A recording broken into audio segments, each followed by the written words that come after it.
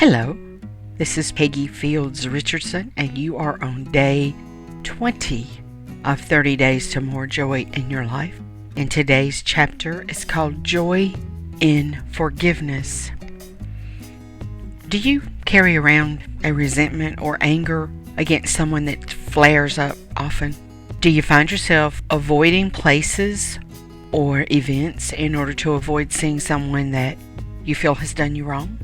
Do you beat yourself up over something you did that you dreadfully regret? Any of these can stand between you and a joyful living. Is that something you really want? Sometimes the hardest thing in the world to do is to forgive someone, even yourself, for something you feel was wrong.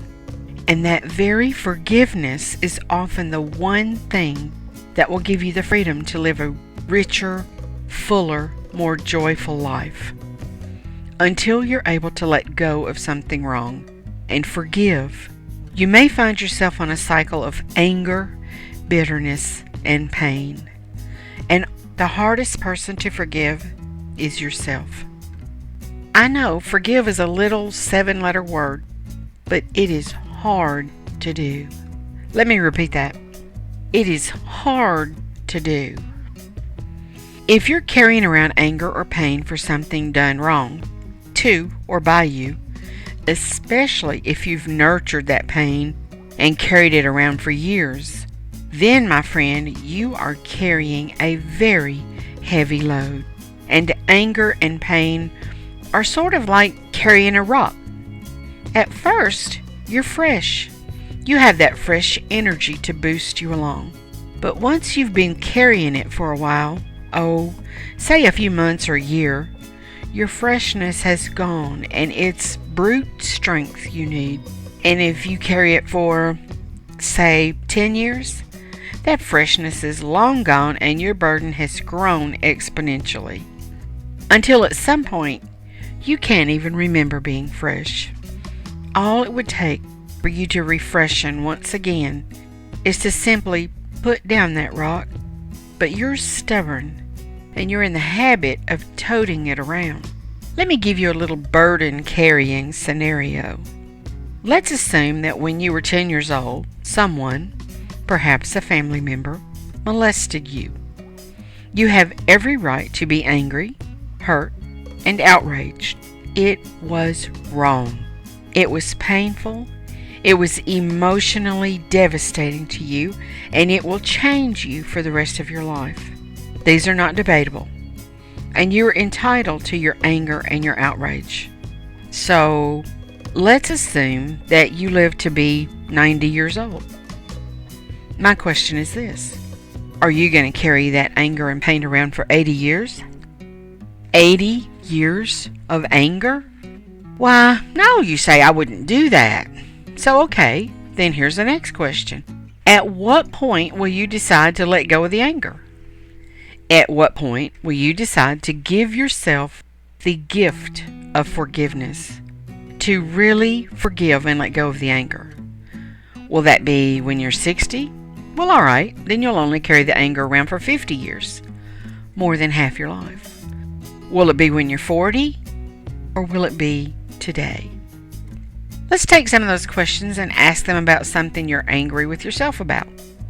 Perhaps you did something at 25 that you're still angry with yourself about. If you live to be 90, then you can only carry it around for 65 years. More than 2/3 of your life. 65 years of anger and beating yourself up. Is that what you want? Don't you deserve better? I'll assume that you've done the exercises in this series and that you've evaluated yourself as a person. You've worked on your self-esteem. You're working to change things about yourself that you believe you could improve. Could forgiveness be one of those things that would make your life more joyful? I'd guess that it could. Let me tell you a little bit about my own story of forgiveness. You already know that I had a child born with an open spine and a tethered spinal cord. She was a beautiful, perfect-looking baby. We couldn't have known at birth that she had spina bifida and tethered cord syndrome, and her father and I were ecstatic about our little package from heaven. But as the months went along, we discovered physical problems, and eventually she had numerous hospitalizations. Her father couldn't handle it, and we went our separate ways. Had he bothered to support our daughter, his daughter, my life would have still been difficult, but he didn't. In fact, he made a point of quitting a job when I found where he was working because he had no intention of supporting our daughter. To date, he owes me well over $65,000 in child support arrearage. Now, you cannot imagine how angry I would be to come home and find my water disconnected for non-payment, and I'd have to wash my hair and clean up using the water in the tank of the toilet because there was no other water in the house. Or how angry I would be once the tank water was gone to get up in the middle of the night to fetch a bucket of water from a neighbor's faucet. You cannot imagine how angry I would be not to be able to afford things for my child, or to have to resort to embarrassing and humiliating things in order to feed or clothe her. Once, when my water had been turned off, I found where Michael was working and called him at work. Though they had a no-call policy, I explained to his boss that my water was turned off.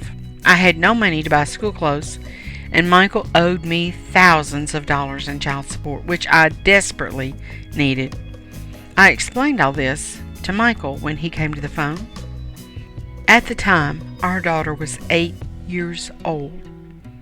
To this day, he has still not bought her the first pair of socks to wear to school, much less a pair of the $375 special shoes she needed every 3 months. I was angry. I was very, very angry. I was hurt that he could do that to his child. I was hurt that I couldn't provide everything she needed without needing his support.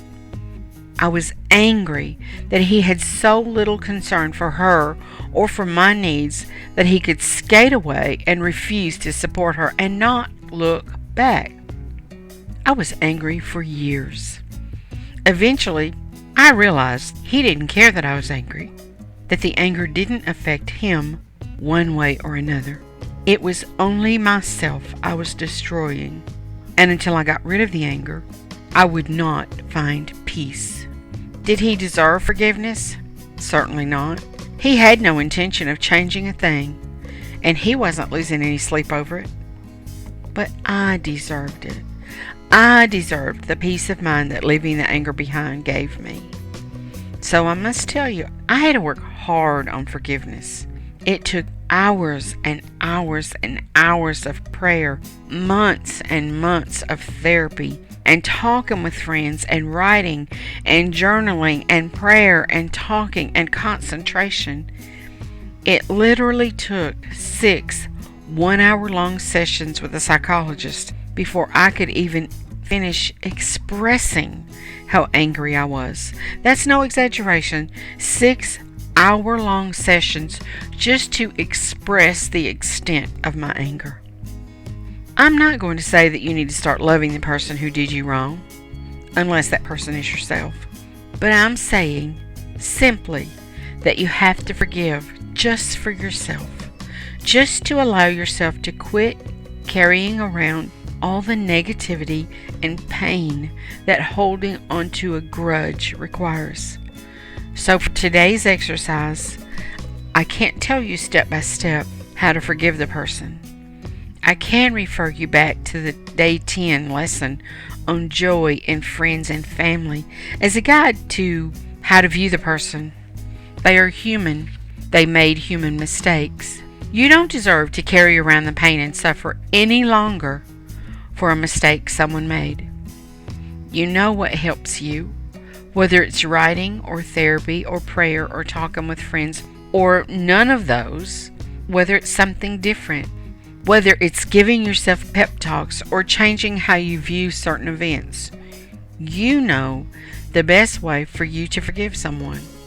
The exercise for today is simply to do what you know works. Find your way to forgiveness so that you have the peace you desire. Not for the person who wronged you, but for yourself, because forgiveness is the gift you give yourself. Thanks for being here. I'll see you tomorrow. Bye.